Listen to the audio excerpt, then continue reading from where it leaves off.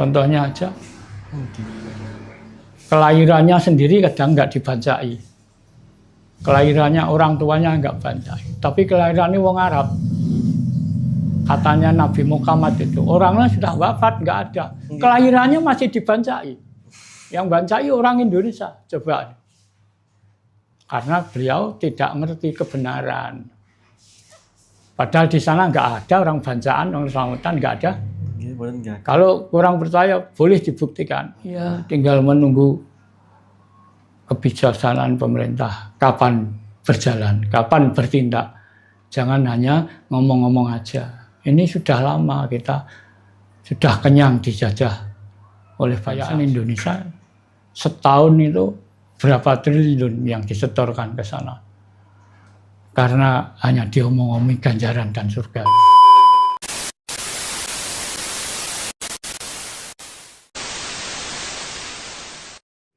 Ingat tentang kebenaran ini.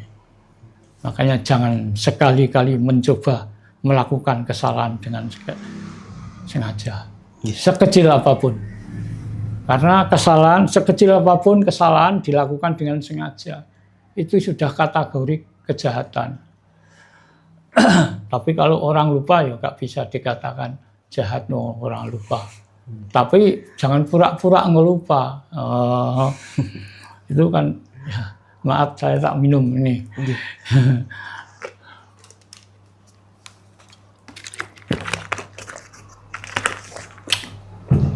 Monggo.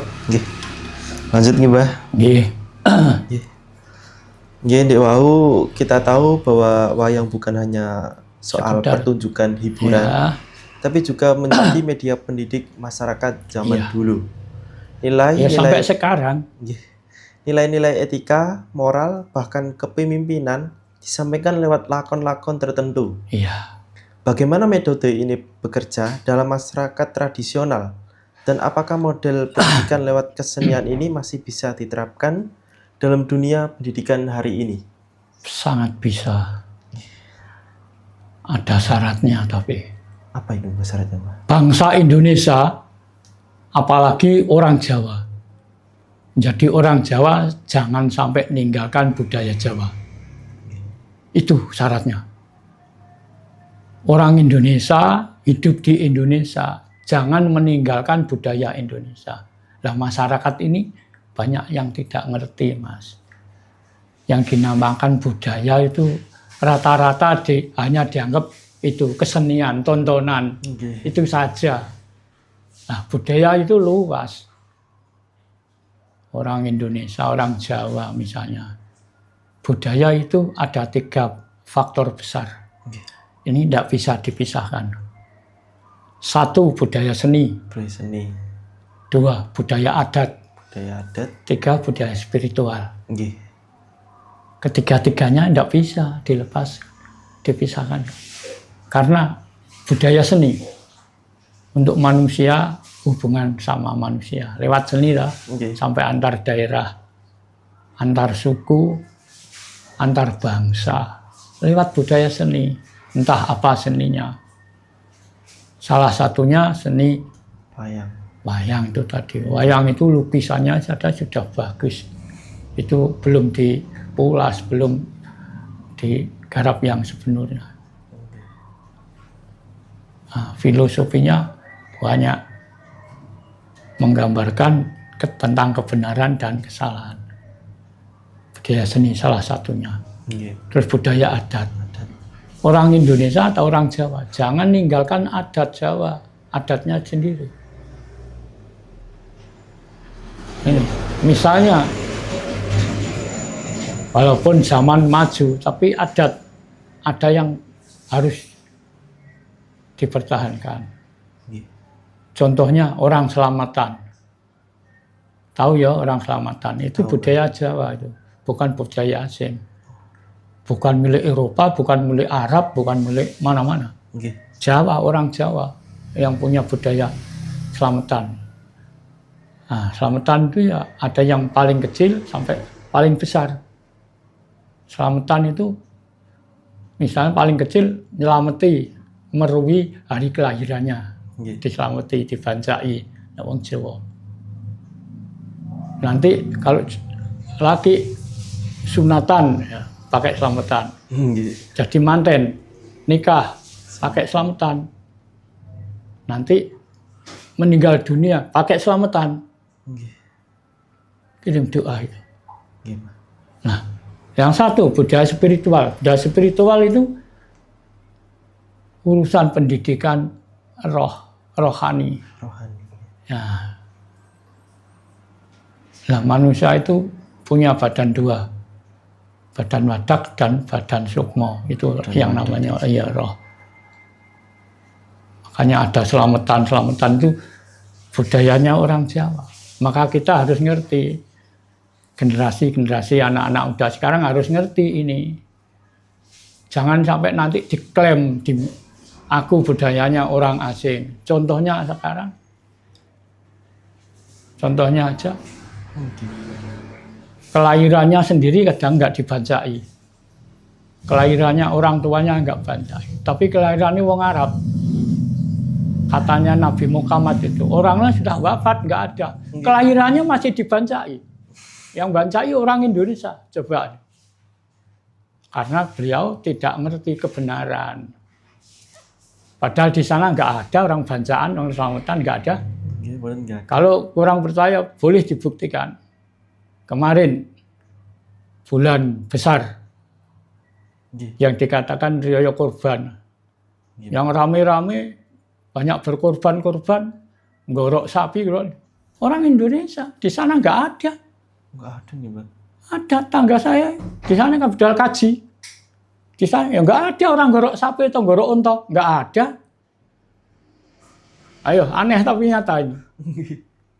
Padahal yang katanya apa? Dawuh Tuhan, dawuh Allah. Korban itu tuntutan dari sana. Semua negara bangsa yang mengikuti pakme orang Arab ikut selamatan. Tapi yang sana enak-enakan. Nggak ada apa-apa. Orang gorok sapi ya nggak ada, gorok unta ya nggak ada, gorok apa ya nggak ada. Tapi malah di Indonesia, khususnya di Jawa, malah rame-rame. Pemerintah saja memberi sumbangan untuk digorok sapi ini. Harga gini loh. Ini harus diingat-ingat. Kita orang kecil nggak apa-apa misalnya melakukan gitu karena nggak ngerti. Tapi kalau sudah memegang campuk kenegaraan, orang negarawan, orang pemerintahan itu harus ngerti ini. Nah, sekarang ini kan kalau boleh ngomong, bangsa kita, Indonesia ini, bangsa yang paling bodoh sedunia. Oh iya, bodohnya bukan kok nggak bisa nulis, nggak bisa baca, nggak bisa berhitung, bukan itu bodohnya. Kita ini dibodohi karena dipisahkan, jangan ngerti jati diri. Tadi saya tanya, ada anak 6 apa, saya tanyai dengan bahasa Jawa. Cung, kowe iki wong apa? Ada orang 6 itu hanya satu yang jawab, aku wong Jawa. Yang 5 jawabnya, aku wong Islam. Nah, betulnya jawaban itu salah. Takoki kowe iki wong apa? Jawabnya wong Islam. Jawaban itu 100% salah. Walaupun salah, umumnya banyak orang yang beragama, ya itu dibenarkan. Nah, sebetulnya kalau salah ya tetap salah. Benar ya benar. Salah nggak bisa dikategorikan benar. Salah itu tidak pandang bulu, Mas. Siapa saja, di mana saja, kapan saja, salah ya salah. Nah karena apa? Bangsa kita disebut bangsa yang bodoh sedunia, terbodoh malah. Karena kita orang Indonesia itu yang masih ingat jati dirinya hanya berapa persen. Contohnya orang Jawa saja, sing ijik Jawa mau karek pirang persen. Semua sudah menjadi pengikut penganut bahasa asing. Nah, umumnya sekarang ini yang dianut orang Arab, senjatanya Islam itu. Dan ini kan sama saja loh. Sama saja disuruh, ditanyai, ditawari. Siapa yang mau menjadi pengikut Arab besok nek mati munggah swarga itu. Lah, bangsa kita ini percaya. Makanya berduyun-duyun mengikuti pakme orang Arab. Sebetulnya bukan gitu, itu salah. Nah, itu yang salah bukan orang Arab, memang itu penjajah. Yang salah ya kita sendiri, bangsa kita sendiri. Kenapa kok bodoh? Bodoh itu kan lemah, loh, mudah dibodohi. Nah, itu. Jadi di antara seni-seni pewayangan menggambarkan itu mulai sejak dulu sampai sekarang, sampai kapan saja. Di seni itu, budaya itu jangan dianggap hanya kesenian saja. Kalau kesenian saja, budayanya orang Jawa itu klasik, bagus. Kalau pentas, duduk, sila, pakai surjan, nah bagus. Lihat kesenian orang lain. Celana, kadang sudah robek-robek dipakai. Kaos, walalah. Berdiri di atas penonton, wes semaunya lah. Itulah.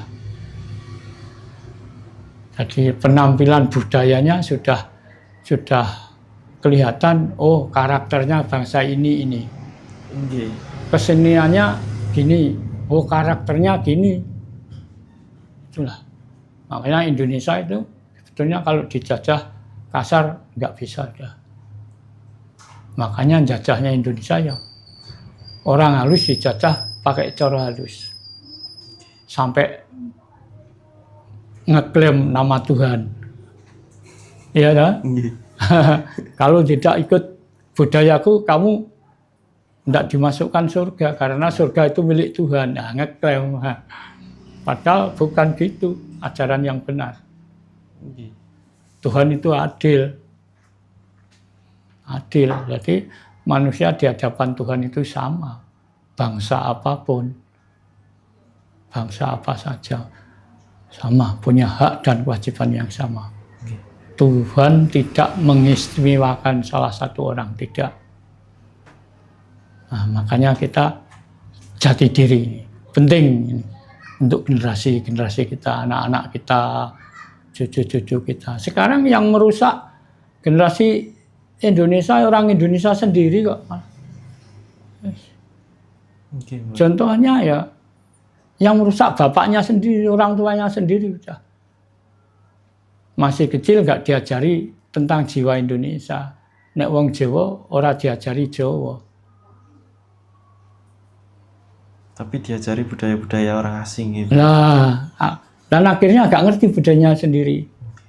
Kan kehilangan dia. Kalau kehilangan kan sudah nggak punya. Nggak punya karakter, nggak punya jati diri. Nah, kalau nggak punya jati diri, ya nggak punya harga diri. Kan nggak terasa toh, bangsa kita sekarang ini kepalanya dipakai keset orang Arab. Nggak terasa. Karena yang dijajah bukan fisiknya, bukan kepala fisik.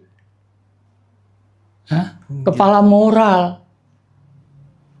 Coba ini yang melihat ini supaya tidak orang kecil, tidak masyarakat saja, supaya aparat negara, aparat pemerintah ini saya mohon supaya ada yang mengerti dan tahu ini. Nah, tadi pagi saya lihat TV itu, Presiden sudah pidato ya. Bangsa kita bukan bangsa apa ya?